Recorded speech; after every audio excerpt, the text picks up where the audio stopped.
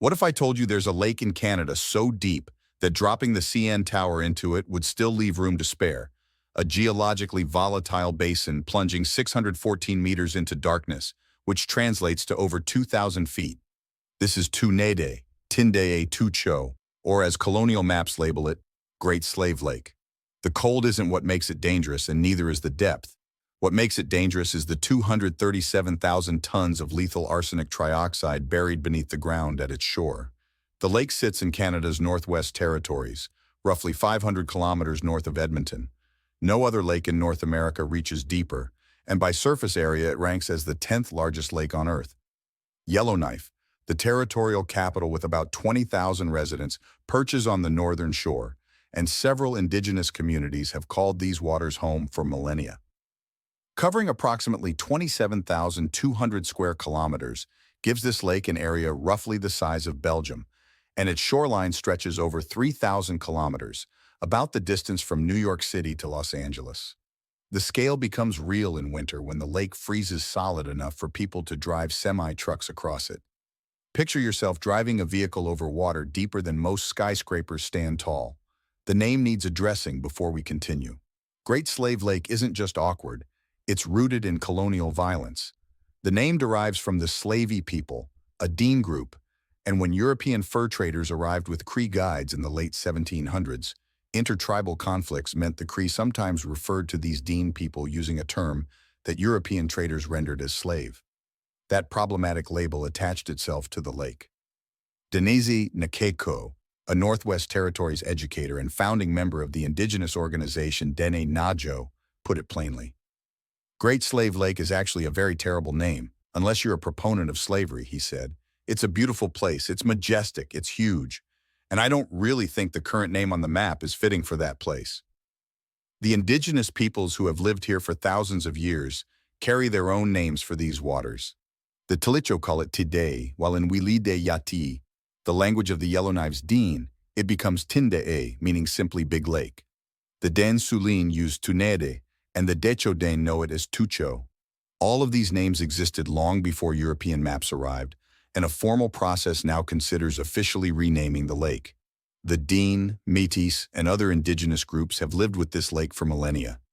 Archaeological evidence reveals several cultural periods spanning at least 8,000 years, including the Northern Plano tradition, the Shield Archaic tradition, and the Talthili Shale tradition. Samuel Hearne became one of the first Europeans to reach this lake in the 1770s while working for the Hudson's Bay Company, and he understood immediately why the local people spoke of it with such reverence. Understanding why this lake reaches such depths requires going back, way back. The lake sits atop the Slave Craton, one of the oldest and most stable pieces of continental crust on Earth, with rocks dating back more than 2.7 billion years to a time when our planet looked completely alien. The lake basin itself formed much more recently, starting about 2.5 million years ago and continuing until roughly 10,000 years ago. Massive glaciers covered most of Canada. These weren't thin layers of ice, but sheets over a mile thick in places, heavy enough to physically push down the Earth's crust beneath them. As these glaciers advanced, they acted like enormous bulldozers, scraping across the ancient Slave Craton and carving deep trenches that followed weaknesses in the rock, including ancient fault lines and river valleys. When the glaciers finally melted, those trenches filled with water. And here's what makes the 614-meter depth so unusual. Most glacial lakes in North America are relatively shallow, maybe a few hundred feet deep. The glaciers at this location found particularly deep fault lines in the bedrock and carved them even deeper, with each arm of the lake following an ancient geological feature that predates the Ice Age. The land is still rising. When those massive ice sheets melted, the weight pressing down on Earth's crust disappeared, and the crust has been slowly bouncing back ever since through a process called isostatic rebound. Scientists have measured that the land around the lake rises by about half an inch per decade, and over thousands of years, this is actually changing the lake's shape and drainage patterns. A common misconception about deep lakes assumes that water at the very bottom just sits there, stagnant and unmixed, but that's not what happens here. Understanding this lake's deep water behavior comes down to something called thermobaric instability. The process works like this. In fresh water, the temperature of maximum density, meaning the point where water weighs the most, sits at about 4 degrees Celsius at the surface. That temperature decreases with depth due to pressure, dropping to around 3.66 degrees Celsius at 200 meters down and falling even lower at the deepest points. This creates a fascinating dynamic where cold surface water pushed downward by wind or internal waves can reach a depth where it's actually denser than the surrounding water, which triggers what scientists call a thermobaric instability. Deep water renewal follows, ventilating even the deepest parts of the basin. A 2021 study by Carmack and Vagel documented this process using year-long temperature moorings deployed in Christie Bay. Near the surface, summer temperatures can reach 15 to 20 degrees Celsius, but descending brings colder and colder water until the very bottom, where temperatures hover just above freezing year-round. The lake forms distinct thermal layers with warm water on top, cold at the bottom, and a transition zone called the thermocline in between. Unlike the popular notion of stagnant deep water, this lake's waters do mix through these thermobaric events. Another misconception worth clearing up involves claims that this lake is largely unmapped. That's simply not accurate.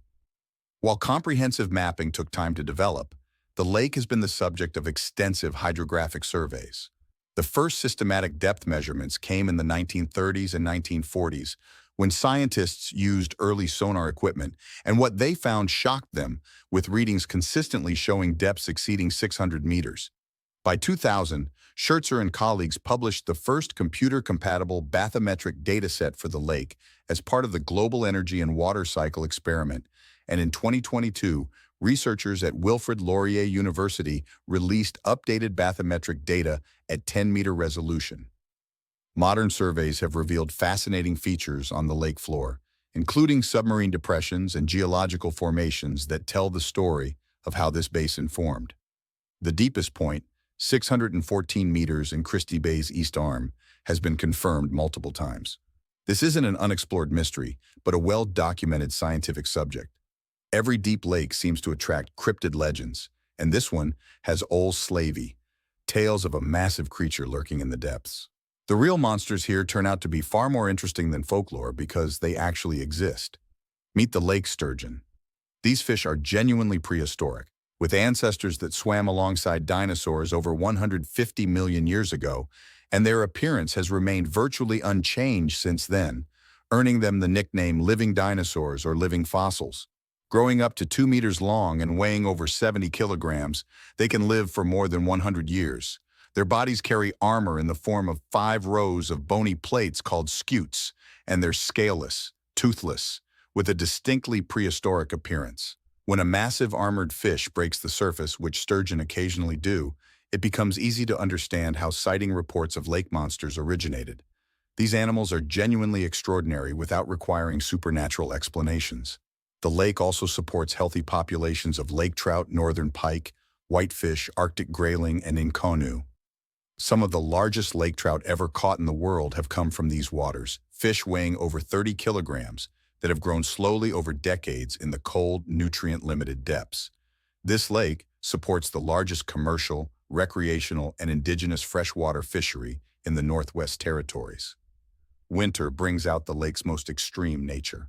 Starting in late October, the lake begins to freeze, and by midwinter, the ice can reach 5 to 6 feet thick, solid enough to support fully loaded semi-trucks. The Tinde'e Ice Road operates every winter between Yellowknife and the community of Tinde'e, and when conditions are safe, typically from late December through early April, this ice road cuts a 27-kilometer drive around the lake down to just 6.5 kilometers across it.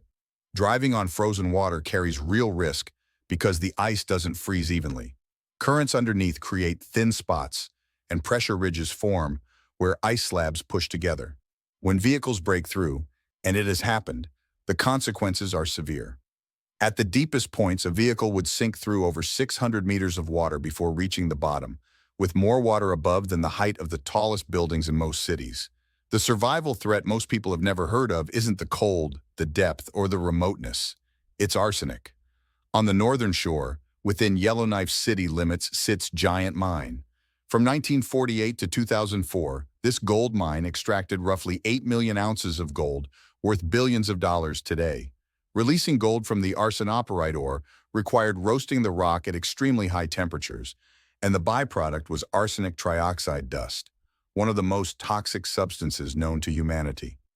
During the early years, arsenic released directly into the atmosphere, up to 7,400 kilograms per day. It fell like toxic snow across the landscape.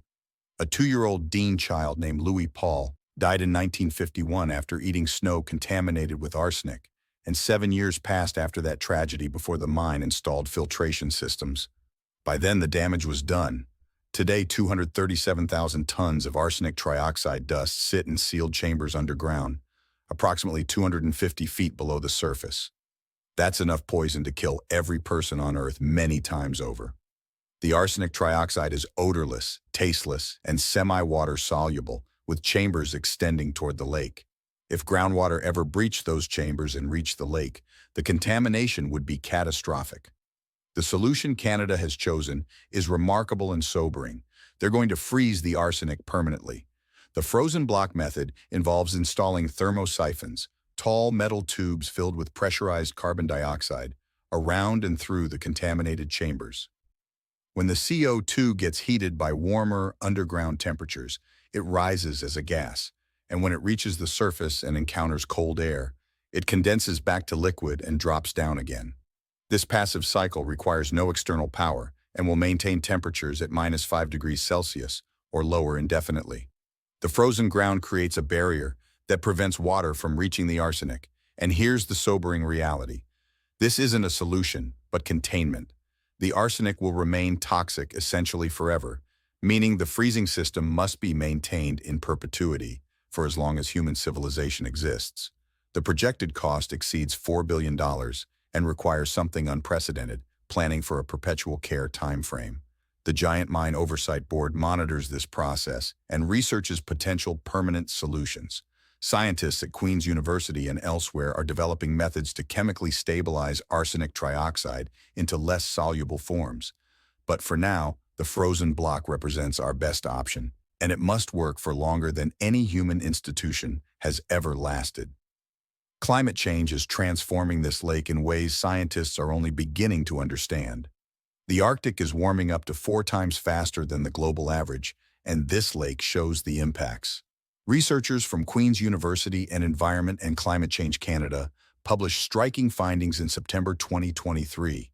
Using sediment cores that preserve records of algal communities over the past 200 years, they documented an abrupt restructuring of the lake's phytoplankton around the year 2000, a shift unprecedented in at least 2 centuries. Large chain-forming diatoms that had dominated the lake for generations have been replaced by smaller, single-celled species.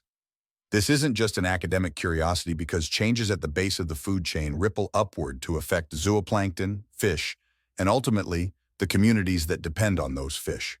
Ice cover is declining, water temperatures are rising, and the lake is greening as warmer conditions promote algal growth.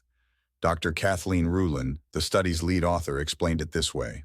Such a pronounced change at the base of the food chain is a clear indication that this northern Great Lake is entering a new ecological regime. The lake that had seemed buffered from climate impacts by its sheer size and cold temperatures has crossed an ecological threshold. For indigenous communities around this lake, these changes aren't abstract. The ice that once reliably formed in October and lasted until June is becoming unpredictable, with ice roads opening later and closing earlier. Traditional knowledge about safe travel routes becomes less reliable as the climate shifts. Winter temperatures that once reliably dropped to -40 degrees are moderating. At that temperature, Celsius and Fahrenheit converge, making it -40 on both scales. These extreme cold periods are essential for building thick, safe ice, and without them, communities face isolation. The ice road to Tinde'e might not open at all some years, and traditional fishing and hunting patterns face disruption. During the brief summer, the opposite extreme takes hold with nearly 20 hours of daylight. The lake becomes navigable by boat, though the season is short. For the Yellowknives, Dean, the Métis, and other communities who have lived with this lake for thousands of years, these changes represent a fundamental disruption to ways of life that have existed since long before European contact. Today, these communities participate in co-management of the lake and its resources, working alongside government agencies to monitor water quality, regulate fishing, and make decisions about development. The Lutzel First Nation designated over 26,000 square kilometers of lands and waters in 2019, including the east arm of the lake, as an indigenous protected area under their own Dean laws. They call it Tindee Neen, meaning land of the ancestors. Scientists continue studying this lake because it serves as a window into how extreme freshwater ecosystems function and respond to environmental change. What researchers learn here can help them understand other deep lakes around the world.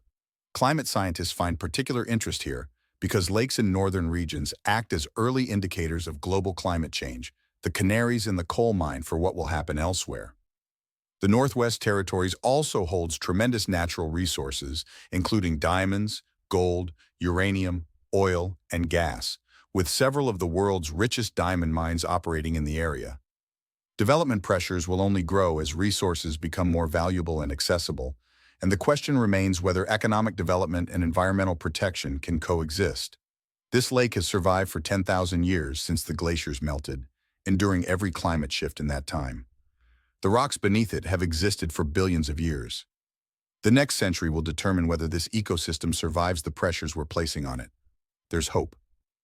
The Northwest Territories has relatively strong environmental protections, and indigenous communities are more involved in decision-making than at any point in colonial history. Scientists are monitoring the lake closely, and the remediation project at Giant Mine, for all its challenges, represents a commitment to addressing past wrongs. The challenges remain immense. Climate change will continue warming the region, the ice roads may become unreliable, and fish populations will shift. For essentially forever, someone will need to maintain the frozen tomb that keeps 237,000 tons of arsenic from reaching the water. The next time you look at a map of North America, find this lake up there in Canada's Northwest Territories, far from most major cities, and remember that beneath its surface lies a depth that humbles us, 614 meters of cold, dark water. Remember that its shores hold both one of the largest freshwater fisheries in the territories and one of the most toxic legacies of industrial mining on Earth. Remember that the people who have lived here for thousands of years have their own names for this place: Tinde'e, Tunede, Tucho, names that honored the water long before European maps tried to claim it. In a world where it feels like we've mapped everything, explained everything, and controlled everything, this lake reminds us that there are still places that demand our respect. Places where the geology stretches back billions of years, where ice ages carved the land, where indigenous peoples built civilizations, where we made terrible mistakes, and where our ability to fix those mistakes will be tested for longer than any nation has ever endured. This isn't just a lake, it's a reckoning with time itself.